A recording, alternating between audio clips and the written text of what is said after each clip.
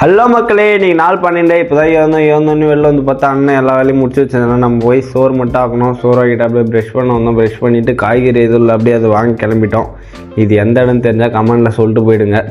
அப்புறம் அப்படியே நம்ம எப்பவும் காய்கறி வாங்குற இடத்துக்கு போயிட்டு காய்கறி வாங்கினோம். காய்கறி வாங்கிட்டு அப்படியே தண்ணியில் அப்படியே தண்ணியும் பிடிச்சிட்டு வந்தோம். அப்புறம் வந்து சாப்பிட்டு முடிச்சுட்டு காலேஜுக்கு போய் பார்த்தா எல்லாம் பரபரப்பாக ரெக்கார்டு எழுதிட்டு இருந்தாங்க.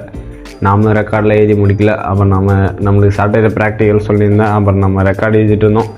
ஏன்னா சாட்டர்டே ப்ராக்டிக்கல்ன்ட்டு சாட்டர்டே வீடியோ அப்லோட் பண்ணலான்னு நினைக்காதீங்க. நம்ம ஃப்ரைடே அடுத்த வீடியோவை சாட்டர்டே அப்லோட் பண்ணுவோம். அதனால் அப்படி தான் இருக்கும்.